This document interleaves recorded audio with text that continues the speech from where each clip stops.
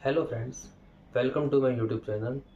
तो आज की वीडियो का नाम है my UPSC book list. So I will share my resources with you कि जहाँ से मैंने पढ़ाई की थी। सबसे पहले लेते पॉलिटिको। पॉलिटी के लिए one and only Laxmikanth. Laxmikanth is enough, more than sufficient it is. उसके अलावा आपको कोई भी एनसीईआरटी नहीं पढ़नी। उसके अलावा ना आपको कहीं और किसी पब्लिकेशन की बुक पढ़नी। Laxmikanth is the only source. And उसके बाद आता है आपका हिस्ट्री। हिस्ट्री मेनली थ्री है main: ancient, medieval and modern. तो आपको एंशियंट हिस्ट्री पढ़नी है एनसीईआरटी से, और मिडिवल हिस्ट्री भी एनसीईआरटी से पढ़नी है। और मॉडर्न हिस्ट्री के लिए आप स्पेक्ट्रम या फिर कोई भी मार्केट के रिसोर्सेज को यूज़ कर सकते हैं, क्योंकि मॉडर्न हिस्ट्री का कवरेज काफ़ी ज़्यादा है पूरी हिस्ट्री में। तो आप एक एडिशनल सोर्स फॉलो कर सकते हैं, बट विद मल्टीपल रिविजन। और आर्ट एंड कल्चर के लिए आप नितिन सिंघानिया को रेफ़र करें, बट सेलेक्टेड चैप्टर्स ही करें, जैसे थिएटर, मार्शल आर्ट्स, कल्चर वाला जो अपना हिस्सा है, टेम्पल्स वाला, वो आप उससे कर सकते हैं। एंड बाकी जो एनसीईआरटी है हमारी 11th वाली, फाइन आर्ट्स वाली, उससे भी, उसको भी आप फर्स्ट, सबसे पहले तो आप उसको करें, देन आप मूव कर सकते हैं नितिन सिंघानिया पे, वो भी सिलेक्टेड चैप्टर्स के लिए, क्योंकि वो काफ़ी बल्कि बुक है। तो वो it would be difficult for you to revise it for multiple times. Without revision आपको पता है कुछ फ़ायदा होने वाला नहीं है। तो ये था आर्ट एंड कल्चर का। Now coming to the geography part. Friends, geography के लिए आप बिना कुछ सोचे समझे 11th-12th की एनसीईआरटीज़ पे रिलाई कर सकते हैं। फिजिकल इन्वायरमेंट वाली जो है 11th की, और फिजिकल ज्योग्राफी।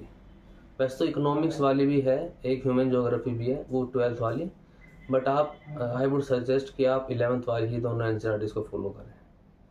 इसके अलावा आप कोई भी किसी और सोर्स पे ना जाएं, इसी को ही मल्टीपल टाइम्स रिवाइज करें आप। Then coming back to the environment section, मतलब ये काफ़ी ओवरलैप करता है वैसे हमारे ज्योग्राफी से। बट आपको इन्वायरमेंट के लिए आई वुड रिकमेंड कि आप किसी भी इंस्टीट्यूट के आप नोट्स को फॉलो कर सकते हैं, या फिर आप शंकर आईएएस के जो इन्वायरमेंट वाले नोट्स हैं ना, आप उनको भी रेफ़र कर सकते हैं, दे आर वेरी गुड। तो आप इन्वायरमेंट के उनको पढ़ सकते हैं, और उसको एडिशनल किसी से आप कवर अप करने के लिए किसी भी एक इंस्टीट्यूट के नोट्स पढ़ सकते हैं आप। ना तो आप सिर्फ अगर आपको किसी और इंस्टीट्यूट के नोट्स नहीं पढ़ने, तो आप शंकर आईएएस पे रिलाई कर सकते हैं completely and with current affairs. Now coming to the economic section, सबसे डिफ़िकल्ट सेक्शन माना जाता है यूपीएससी प्रिपरेशन में। इतना डिफ़िकल्ट है नहीं वैसे, बट लोगों ने ऐसे बनाया हुआ है। तो आप इकोनॉमिक्स के लिए क्या करें, पहले तो आप अपने बेसिक्स को कवर करें। बेसिक्स को आप कहीं से भी कवर कर सकते हैं, यूट्यूब से भी कर सकते हैं, या फिर मृणाल पटेल सर जी के नोट्स भी हैं, उनको भी आप रेफ़र कर सकते हैं। इकोनॉमिक्स में आपको क्या चाहिए कि आपको एक बेसिक अंडरस्टैंडिंग चाहिए। आपको जो बेसिक कंसेप्ट है ना, उन पर आपका होल्ड होना चाहिए। Then you will only be able to solve those questions in the real prelims examination. तो इकोनॉमिक्स के लिए आप मृणाल जी के नोट को रेफ़र कर सकते हैं फॉर श्योर। एंड उसके अलावा भी अगर आपको किसी इंस्टीट्यूट का नोट्स पढ़ने हैं, अगर आपको मृणाल सर वाले नोट्स काफ़ी हैवी लग रहे हैं, देन आप किसी और इंस्टीट्यूट के नोट्स भी पढ़ सकते हैं। बट आप उसको सिर्फ एक ही सोर्स रखना है आपको मल्टीपल सोर्सेज नहीं करने। रादर आपको क्या करना है, सिंगल सोर्स को मल्टीपल टाइम रिवाइज करना है। तो ये हो गया हमारा इकोनॉमिक्स वाला part. Now coming to the science and tech. ये काफ़ी डायनामिक पोर्शन है हमारा यूपीएससी प्रिपरेशन का। तो आप साइंस एंड टेक को आप इसमें देखो, दो चीज़ें होती है, एक तो बेसिक कंसेप्ट और स्टैटिक वाला जो साइंस है, और सेकंड आपका करंट अफेयर्स वाला। तो आप स्टैटिक को आप किसी भी इंस्टीट्यूट के नोट्स से कवर कर सकते हो, दृष्टि के, विजन के, फोरम के, इनसाइट्स, किसी भी आप कोई भी सोर्स को आप रिलाई कर सकते हो, आप किसी पे भी। एंड करंट अफेयर्स के लिए आप PT 365 जो साइंस का आता है ना, वो it is more than sufficient. आपको बस उसको क्या करना है, मल्टीपल टाइम रिवाइज करना है।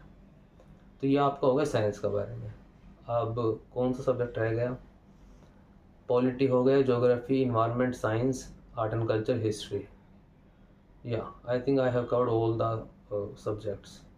तो आपको इन सभी सब्जेक्ट्स में क्या करना है, इन्हीं सोर्सेज को आपको मल्टीपल टाइम रिवाइज करना है। यही मेरे सोर्सेज रहे थे और यही मैं आपको रिकमेंड करना चाहता हूँ। इसके अलावा भी अगर आपको लगता है कि कोई और सोर्स आपको पढ़ना है तो आप उसको डेफिनेटली यूज़ कर सकते हैं, बट फिर आप उसी को यूज़ करें। ये नहीं कि मैं जो सोर्स बता रहा हूँ वो भी आप फॉलो कर रहे हो और आप किसी अदर इंस्टीट्यूट के भी फॉलो कर रहे हो। That will not work, because आप उसको at the end you will not be able to revise it. Okay, so main यही है कि रिवीजन पे ज़्यादा फोकस होना चाहिए रादर देन कि मल्टीप्लाइंग योर सोर्सेज। तो यही इस वीडियो का मोटिव था कि मैं आपको बताऊं कि मेरा क्या यूपीएससी बुक लिस्ट रहा है और आप क्या उसको आप फॉलो कर सकते हो। ये तो बेसिक यही था। बाकी आप थोड़ा बहुत यूट्यूब पे जो मैराथन्स वगैरह हैं उनसे भी आप थोड़ा देख सकते हो। अगर आपको बुक से थोड़ा बोरिंग लग रहा है then you can definitely watch those videos also. उससे क्या होगा कि आपको, जैसे आप खा रहे हैं, खाते वक्त आपने सुन लिया, आप कोई और काम कर रहे हो उस वक्त आपने यूट्यूब उसको वीडियोस को सुन लिया, तो that those videos will definitely help in that way. Okay, so उनका भी आप यूज़ कर सकते हो। बाकी यही मैंने फॉलो किया था। बाकी आप रेगुलरली एमसीक्यूज लगाएं, या तो आप मॉक लगा सकते हो, हर सब्जेक्ट का सब्जेक्ट वाइज लगा सकते हो। फिर उसके बाद आप पूरा फुल लेंथ टेस्ट लगा सकते हो।